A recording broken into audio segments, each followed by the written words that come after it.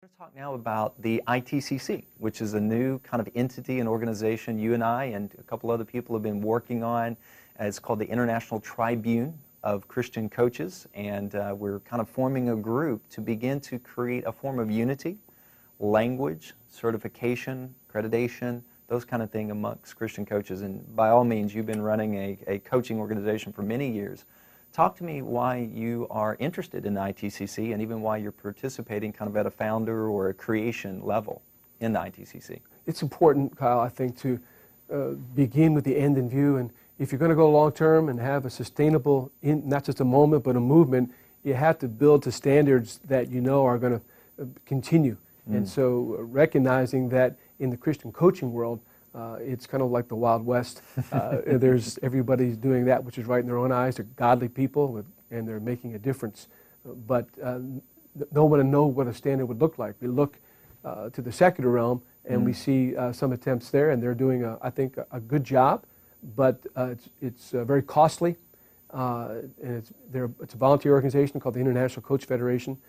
And it's very time consuming. We ourselves are pursuing certification with them because we have marketplace coaches around the world.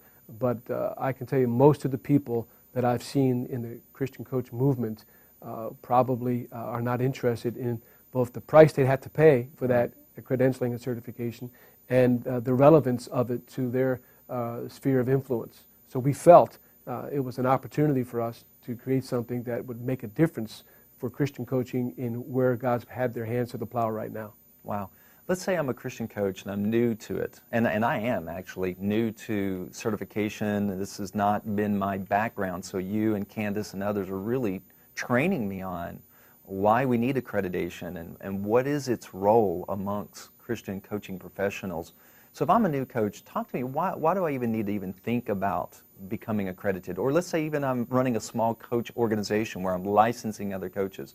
You know, what's the need for accreditation and why would I want to be involved? It's a great question. You know, it kind of reminds me of the movement that happened in church schools. You can get some great training in a church or a mega church, and then the senior pastor leaves or something happens, there's a breakdown, and somebody new comes, or if you relocate and you bring what you've been somewhere else, it may not it may not be relevant. And so we want to have something that no matter what someone invested in time or money to be trained, it would count everywhere for any time. Awesome. And so it would give people a longer shelf life for their training, so to speak. Good.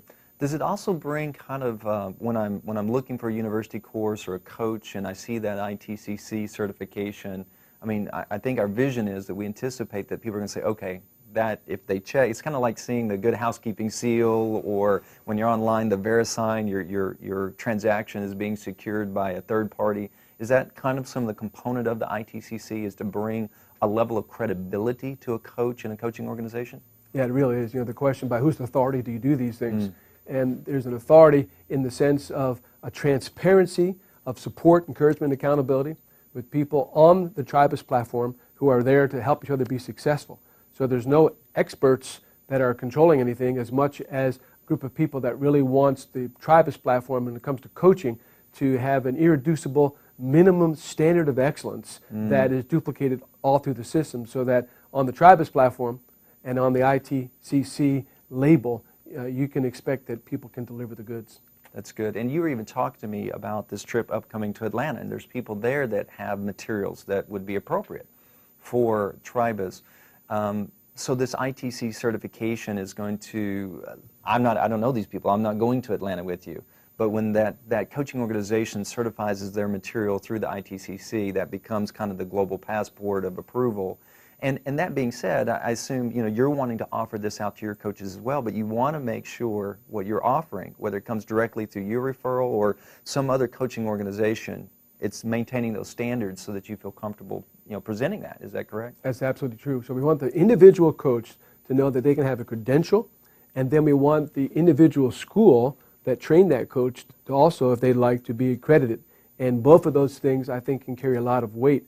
I believe it'll open up doors for both coaches and training schools, and will allow people who are looking for a place to be trained, knowing that when someone graduates from any one school, if they meet the standards, which will be not too hard to meet, but will be clear to meet.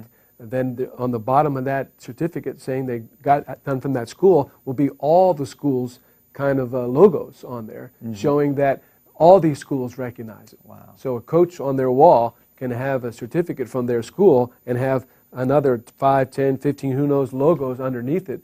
That says a lot to the person that this is recognized not just in one small school or geographical school, but by a worldwide network of schools, and I think that backs them up in a stronger way. You know, this is the first time I read, even as much as we've talked about this, I didn't even think about, here I'm going to go to this work as a student, learning someone's material, and then that institute, that pastor, that whatever goes away, now I've got to go duplicate that effort again for that next level of certification. So it literally becomes kind of a multiplying effect for me as a student that my endeavors are going to carry forward. Just like when I'm applying for a job, as long as it's a credible university, my bachelor, BA, or my associates, or my master's carries through. So the ITCC is going to give that carry-through ability of some of the education that I might want to partake as an individual coach or person. Is that right? We have to think sustainability, and no matter how good something is it sustainable of its value in different venues over a period of time? And so we build from that foundation on with the standards, then we know that the time and effort someone puts in is not only immediately transferable to value for them, but in the long term is something that they can build on. It'll never be taken away from them. Wow. You know, you and I have done some talking today on unity, and again, my mind's even expanding, so thank you for sharing today. I mean, does the ITC play a role in bringing unity? I mean, if we have this ability where we begin to have a language and a certain level of excellence, does that actually facilitate unity amongst people, amongst coaching organizations and those types of things? About 6 years ago, I made an attempt with some of the key leaders of Christian coaching around the U.S. to come together. We spent 2 or 3 days trying to figure out how to all work together. We had a great time. At the end of the day, we figured out we couldn't do it. Wow. And so this attempt now with us, based on the unique model of unity already existing in the Tribus platform, the unique set of values that's already being expressed among the leaders of the tribes on that platform, has given us a great context for coach training schools and coach unity based on those that want to use the platform designed around that purpose, being able to find unity there. I think we're going to find a number of people that are just going to resonate with that, and then as they see the fruit and the track record, I think over the next 5, 10 years, it'll be a lot of people who even at first turn the working together down, I think will come back and say, hey, this is a good thing. We want to be part of it. Final question.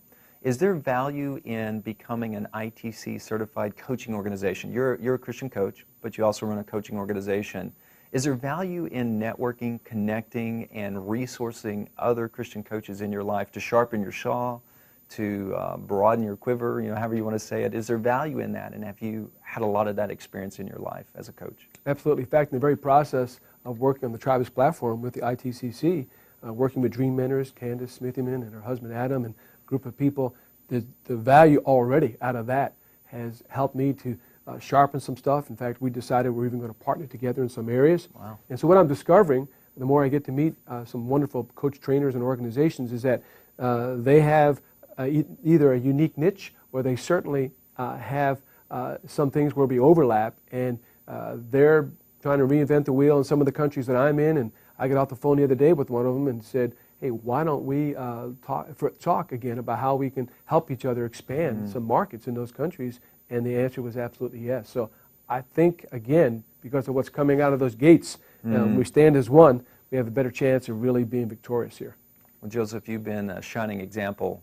Everybody that speaks of you speaks so highly of your integrity and your honesty and your relevance in the marketplace. So thank you for sharing with us today on coaching. Great to be with you.